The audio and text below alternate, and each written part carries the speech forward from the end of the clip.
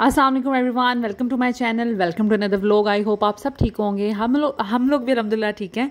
और आप लोग फिर थोड़ा सा नाराज़ हो रहे होंगे कि मैं किधर फिर गायब हो गई, लेकिन ऐसा कुछ भी नहीं है। बस घर में आए हुए हैं गेस्ट, आयशा भी आए हुए हैं जो मेरे हस्बैंड की सिस्टर हैं। तो बस मसरूफियत इतनी ज़्यादा होगी है ना, तो इस वजह से मैं बस व्लॉग्स जो हैं वो बन नहीं रहे और ना ही जो थोड़े बहुत क्लिप्स बने हुए हैं वो एडिट हो रहे हैं। खैर, अभी ये उस दिन का व्लॉग है जिस दिन उन्होंने आना था। उनको 2-3 दिन हो गए, 3-4 दिन हो गए बल्कि आए हुए। तो मुझे सुबह सुबह कंफर्म हुआ कि आज उन्होंने आना है।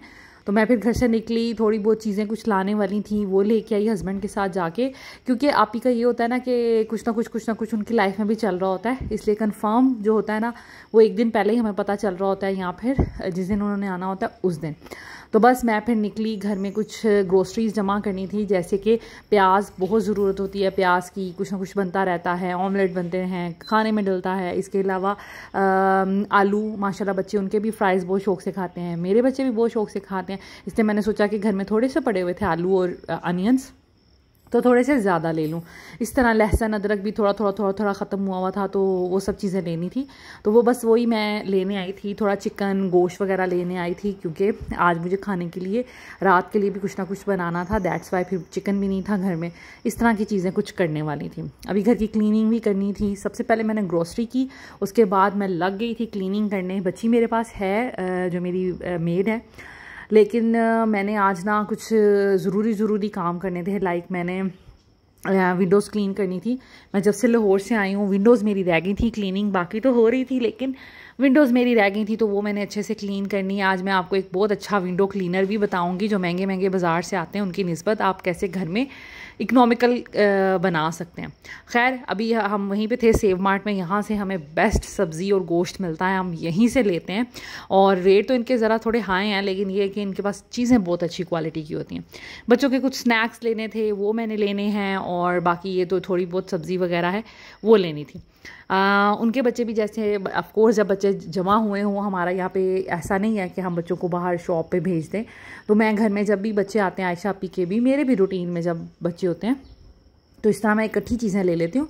मैं तो ऐसे करती हूँ कि पूरे मंथ की ले लेती हूँ और एक एक दो पैकेट बच्चों को निकाल के डेली बेस पे देती रहती हूँ। अब माशाल्लाह जब बच्चे इकट्ठे हो ना, तो फिर तो ऑफ कोर्स उनका बार बार दिल करता है चीज़ खाने को। तो मैंने फिर सोचा कि मैं 2-3 डिब्बे ले लूँ बिस्किट्स के, डिफरेंट तरह के। और बस मैं यही सोच रही थी। यहाँ पर कुछ ऐसे ब्रांड्स थे जो नहीं लेना चाह रही थी, तो बस वो ब्रांड लिए, जैसे पाकिस्तानी जो होते हैं, हलाल ब्रांड हो गया, बिस्कोनी हो गया, इस तरह की वो चीज़ें थोड़ी बहुत जमा की। कुछ चीज़ें कि ऑफ कोर्स बायकॉट अभी भी चल रहा है, कुछ चीज़ें जो फिर नहीं अवेलेबल होती या कोई और ऑप्शन नहीं होता, फिर वही लेनी पड़ती हैं।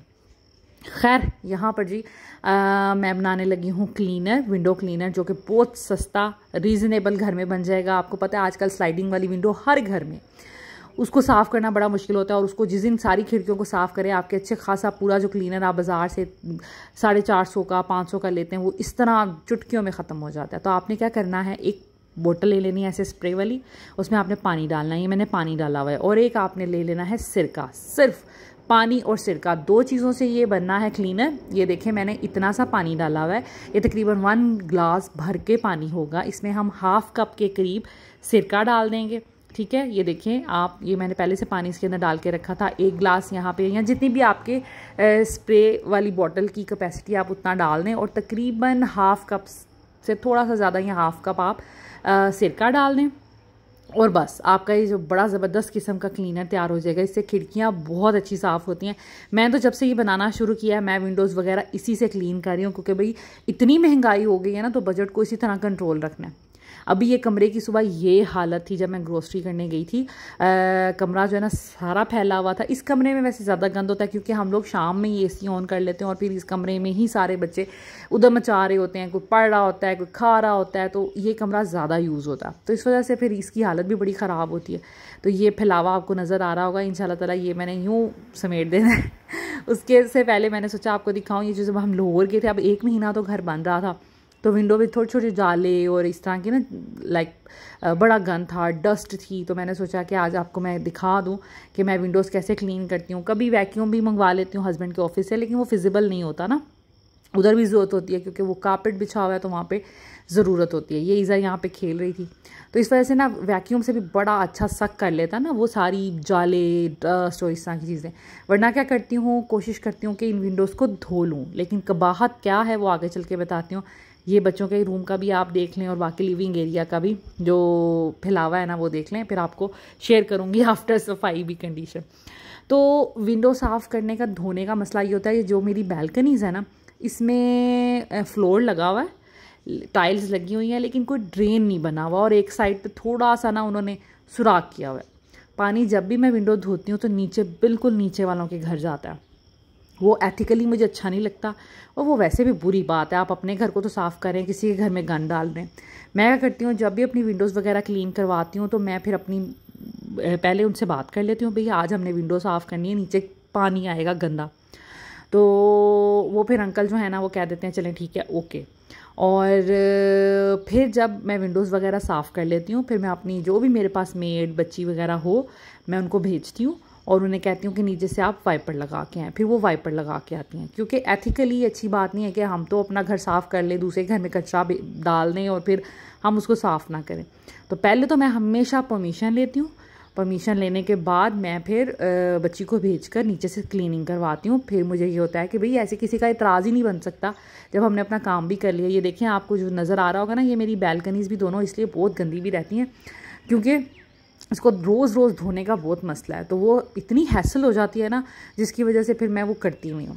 खैर अभी मैं करने लगी थी विंडोज़ क्लीन। मैंने आपको दिखाई, विंडो पे ना बड़े दाग से अजीब तरह के लगे हुए थे। फिर बारिशों का सीज़न है, बारिश आती है, कभी इस साइड की होती है बारिश, तो वो जो विंडो के दूसरी साइड है ना, बाहर वाली साइड, वो भी बड़ी गंदी हो जाती है।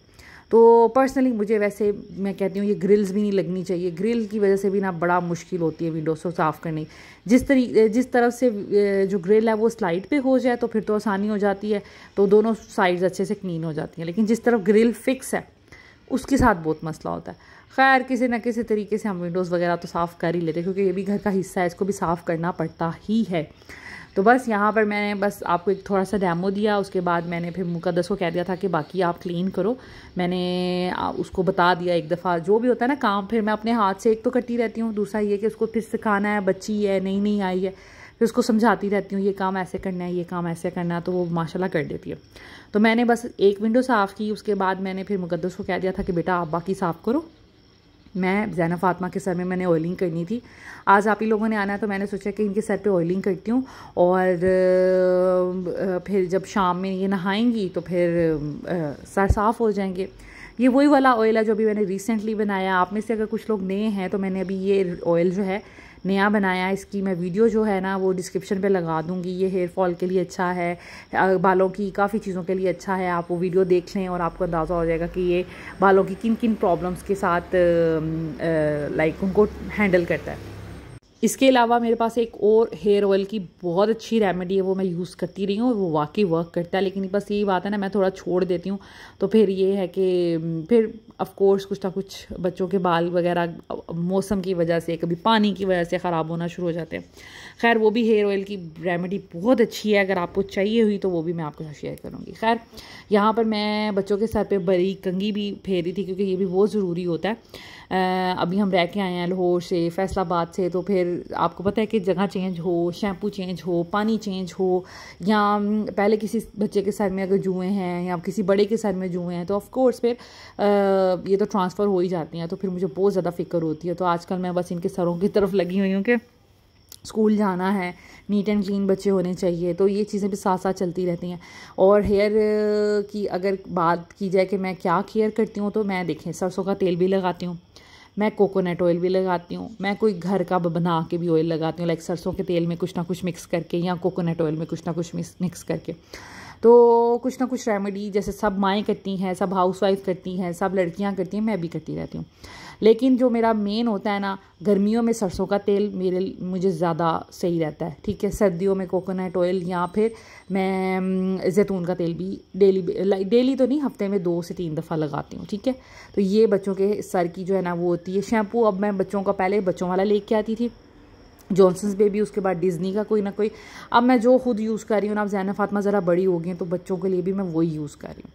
खैर ये विंडोज़ जो है क्लीन हो गई थी, ग्रिल वगैरह साफ़ कराई, विंडो के साइड पे जो जाले थे, नीचे था, थोड़ा थोड़ा हमने पानी भी यूज़ किया, तो पानी वगैरह लगा कर भी सारा नीट एंड क्लीन कर दिया। ये क्विल्ट बाहर पड़ी हुई थी तो इसको भी ऊपर स्टोर में रखना है, अभी तक नहीं मैंने रखी। तो खैर ये रूम बेडशीट वगैरह मैंने चेंज करी थी। अब बच्चों ने तो सारी बात है सारा दिन इसी रूम में रहना होता है तो ये खेलती रहेंगी।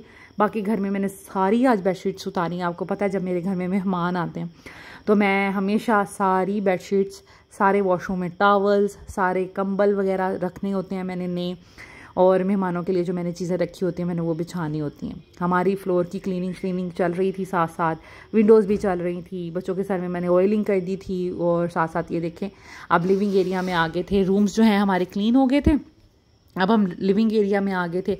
ऐसा नहीं है कि मैंने बच्ची रखी हुई है, सारा काम मैं उससे करवाती हूँ। वो भी बल्कि मुझे एक दिन कही थी कि बाजी आप तो साथ लगी ही रहती हैं, और आज के दिन तो मैं बस सुबह से, क्योंकि ग्रोसरी भी करनी थी, विंडोज़ वगैरह भी साफ़ करनी थी, इसके अलावा रूम को भी अच्छे से सारी जगहों को साफ़ करना था, नीट एंड क्लीन करना था, कपड़े भी समेटने थे, बच्चों को रेडी करना था, खाना भी बनाना था। तो माशाल्लाह जब मेहमान आते हैं आपको पता है कि काफ़ी काम हो जाता है। ये जो वाइट एंड ब्लैक कार्पेट है ये भी मैंने रखा हुआ था कि अभी बिछाना है लिविंग एरिया में। बच्चों के स्केटिंग शूज़ साइड पर करके रखे, बाहर शू रैक में पड़े हुए थे। ऐसे कितने काम थे जो आज मैंने करने थे, और मैं सारा दिन, आप यकीन करें कि सुबह से लगी हुई थी। उठी, नाश्ता किया, बाज़ार गई, ग्रोसरी की, उसके बाद या इस रूम की सारी सफाई मैंने की, नीचे से सारा कुछ, ये जो बीन्स बैग है ये सारा कपड़े से अच्छे से साफ़ किया, बेडशीट वगैरह चेंज की, डस्टिंग की। तो जब गेस्ट ने आना होता है ना, यहाँ की भी विंडो साफ़ करवाई। जब गेस्ट ने आना होता है ना तो फिर मुझे बड़ी प्रॉब्लम होती है कि भाई सारा कुछ नीट एंड क्लीन कर दूँ। यहाँ पे जो एक्स्ट्रा मुझे होता है कि वॉशरूम्स हैं जो डेली बेसिस पे नहीं यूज़ हो रहे, वहाँ पे सोप रख लूँ, टॉवल्स रख लूँ, क्योंकि ये 2 वॉशरूम्स हम नहीं यूज़ करते, सिर्फ एक यूज़ करते हैं। तो फिर मुझे होता है कि उनमें कोई चीज़ ख़त्म ना हुई हो। जब मेहमान आते हैं मैंने न्यू शैम्पू वॉशरूम्स में रखना होता है, टूथपेस्ट रखनी होती है, साबुन रखना होता है, कि मेहमानों को किसी चीज़ की तंगी नहीं होनी चाहिए। ज़्यादातर यही होता है, जो भी हमारे घर आता है अपनी चीज़ें कम से मतलब अक्सर लेके आते हैं। आयशा भी तो अपनी चीज़ें इकट्ठे लेके आती हैं, लेकिन फिर भी मुझे होता है कि नहीं, जब वो आएंगे क्या बैग में से अपनी चीज़ें निकालेंगे। तो बस अभी कपड़ों का भी एक लोड चलाया हुआ था, जो बेडशीट सारी उतारी, और मैंने कहा कि ये भी धुल जाए, क्योंकि फिर बाद में फिर माशाल्लाह फिर उनके बच्चों के कपड़े, मेरे बच्चों के कपड़े जमा हो जाने हैं, तो फिर बड़ी मुश्किल होती है।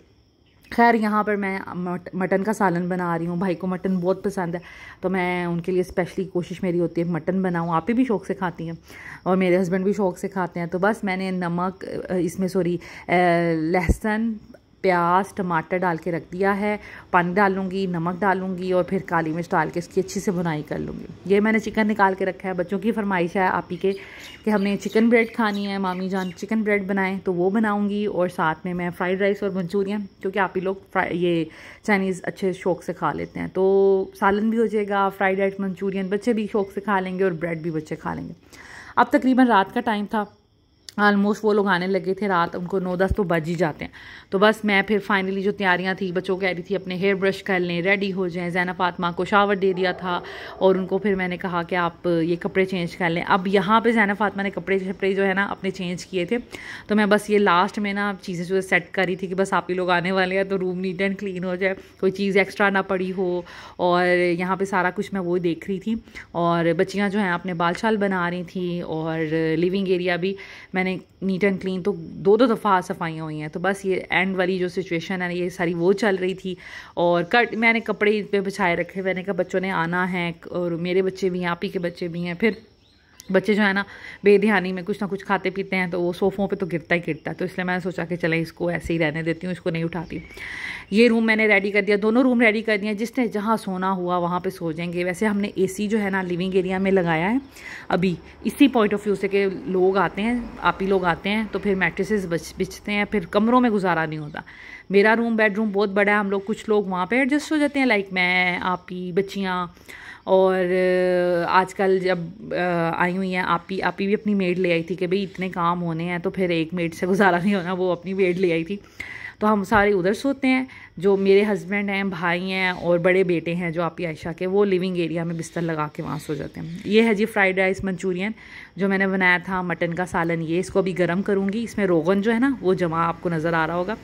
इसको जब गर्म करूँगी तो वो मेल्ट हो जाएगा, ये जी फ्राइड राइस मंचूरियन मैंने बनाए थे, साथ में मैंने कस्टर्ड बनाया था ट्राइफल टाइप ना, तो वो जेली रह गई थी मेरी, बस उसको ठंडा करने के लिए रखा हुआ है, लास्ट में करूँगी। और ये है जी मेरी चिकन ब्रेड, आज इतनी कोई कमाल की बनी थी ना, सॉफ्ट, और इसका कलर भी बड़ा अच्छा है, बड़ी मज़े की, और तारीफ़ें भी बहुत हुई, बच्चे भी बहुत ज़्यादा खुश हो गए। तो ये था जी हमारा मेन्यू खाने का। आई होप आज की वीडियो भी आपको अच्छी लगी होगी। इंशाल्लाह ताला मैं आपको कोशिश करती रहूँगी, बीच बीच में डालती रहूँ वीडियोज़, बस गेस्ट जब आए होते हैं ना, फिर मैं भी लगी होती हूँ, सारे लगे होते हैं, फिर काम इतने होते हैं, बस इस वजह से वीडियोज़ नहीं बन पा रही। I am really very sorry. Thank you so much.